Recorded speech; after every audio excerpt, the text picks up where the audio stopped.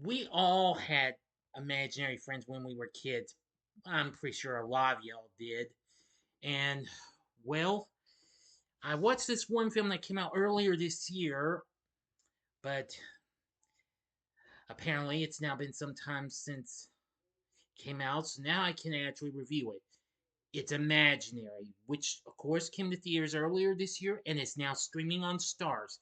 But is this recent film from Blumhouse really as bad as they say it is? Well, in a way it is. What's a spoiler free review and find out?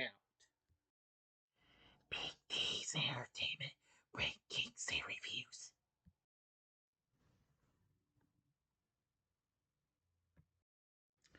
So, greetings, my fellow YouTubers, and welcome to Big D's Entertainment Rankings and Reviews.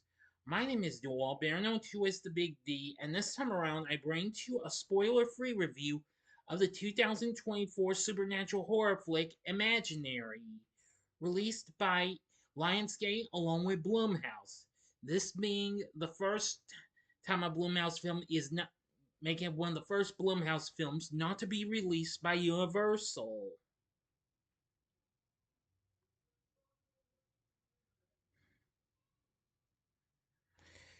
Anyway, now the film was directed and produced by Jeff Wadlow and written by Wadlow and the writing team of Greg Erb and Jason Ormland. Co-produced by Jason Blum through Blumhouse and Tower of Babel. The film stars DeWanda Wise, Tom Payne, Taegen Burns, Pyper Braun, and Veronica Falcon. Oh yeah, and plus we even have Buckley.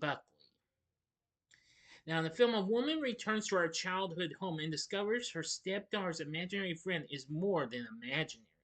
This film was released on March 8th of this year, and while despite getting dissed, it did okay. Anyway, children's book author Jessica is married to a divorced musician named Max. He has two daughters from his first marriage, younger daughter Alice and teenager Taylor.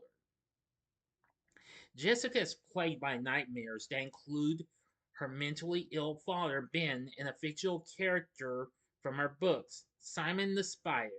When the family moves into Jessica's childhood home, Alice discovers a teddy bear named Chauncey and forms a bond with him. An elderly neighbor, Gloria, who babysat Jessica when she was a child, shares memories of Jessica's childhood that she can't remember. Max leaves for a tour and Chauncey begins to disturb Jessica. Well, when Taylor invites over a friend, Liam, who is toyed with by Chauncey, Tay briefly turns into a monstrous bear. And Jessica nearly stops Alice from slamming her hand down onto a nail, prompting her to call a child psychiatrist. Well, so she discovers that only she and Alice can see Chauncey. But that's all the story I'm going to give to you. If you want to know the rest of this, how the rest of this film story goes, see the movie if you feel like you want to see it. But this is a film I realized I just didn't quite feel comfortable with, but I didn't hate the film 110%. I was kind of mixed on it. Anyway, the film still did okay, well, despite getting heavy negative response. It went on to make 43 million against its 10 to 13 million dollar budget, so it actually was not a big disappointment for Lionsgate, considering they've had a long run of major disappointments afterwards.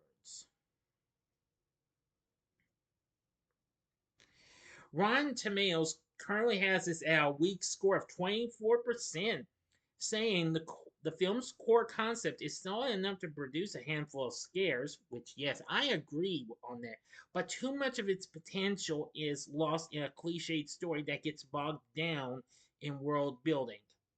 Yes, that is true and what have you. I do appreciate with its frightful scares and what have you, but yeah, the story kind of has a few flaws, lots of flaws in it. Metacritic has it only as score 34, while Cinema Score gave it a C plus.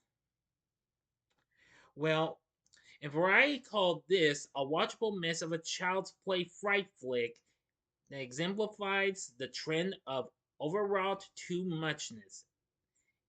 Despite a few creepy moments, the film is starved for scenes that make the fear it's showing you relatable.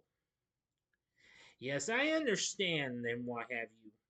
The Hollywood Reporter wrote Imaginary, which starts out as a relatively low key suspenser with intriguing psychological depth, eventually succumbs to the inanities plaguing so many recent horror efforts, like The Killer Pool in Night Swim, which of course was a recent hit for Blumhouse a couple months prior. But unlike Night Swim, I still say Imaginary is okay, but it's just not that great of a film. This probably will, this along with Night Swim will probably rank on my worst films of 2024, worst films I've seen this year. Anyway, yeah, IndieWire gave this a C grade as well, saying even at its most entertaining, the film has about as much staying power as the figments of imagination that gave it its name. Just like your childhood imaginary friend, you'll probably forget about it pretty quickly. Definitely. Now, however, I did read that the Hollywood Reporter did like the performances of the younger cast and DeWanda Wise, however. Now, I do think DeWanda Wise was pretty good as Jessica. She definitely was really good. Of course, DeWanda Wise, of course, was recently well known for starring in Netflix's She's Gotta Have It series, which, of course, was a contemporary adaptation of Spike Lee's 1986 film. She also was recently in Jurassic World Dominion.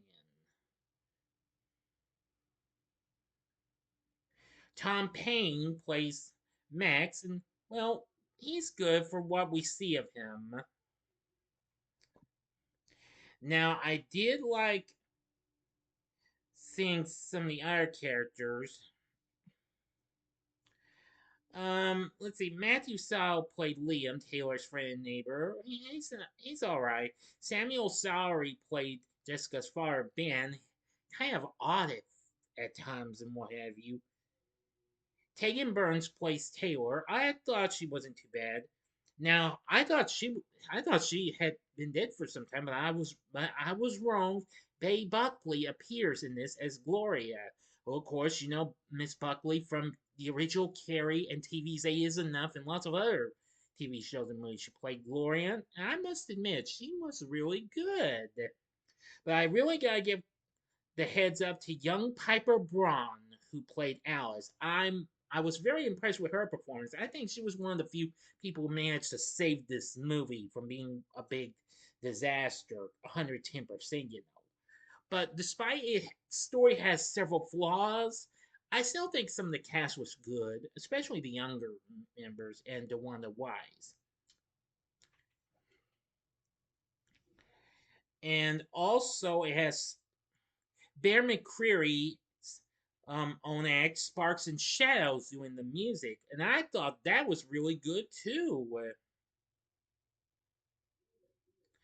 Well, Universal had the has first look deals on Blumhouse House, but they opted not to release it, so they shopped the film around where Lionsgate secured a distribution deal for this film. So this was one of the first films a, a studio outside of Universal to release and distribute a Blumhouse title.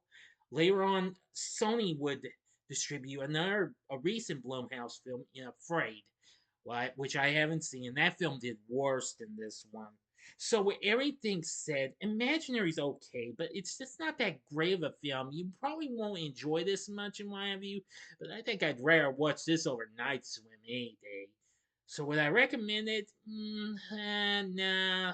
Yeah, I'd say probably just avoid it. But if you're curious, a one-time watch. But I'd probably say avoid this. Okay.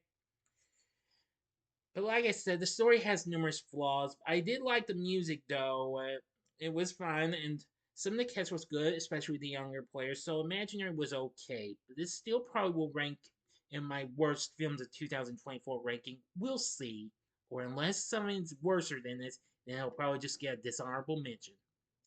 For my score, I'm going to give Imaginary 2.5 stars. On a scale of 1 to 10, I'm going to give it a 5.